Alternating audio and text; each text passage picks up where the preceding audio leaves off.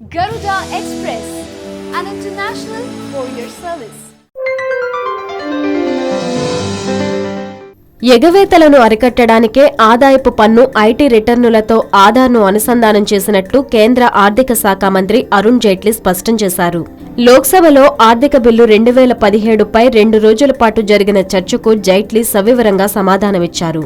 చాలా మంది 2-3 శాశ్వత ఖాతా సంఖ్య అయిన పాన్ కార్డులు తీసుకుని పన్నులు ఎగవేస్తున్నారని, దీన్ని నివారించడానికే ఆధార్ను తప్పనిసరి చేశామని తెలిపారు.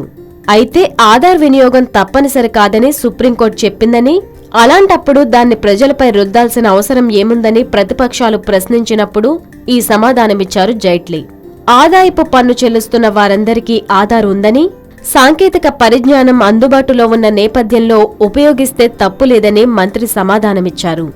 భవిష్యత్తులో అన్ని కార్డులకు బదులుగా ఆధార్ ఒక్కటే సరిపోయే పరిస్థితులు వస్తాయన్నారు. అమెరికాలో సామాజిక భద్రత సంఖ్య మాదిరిగా ఇక్కడ ఆధార్ ఉంటుందని తెలిపారు.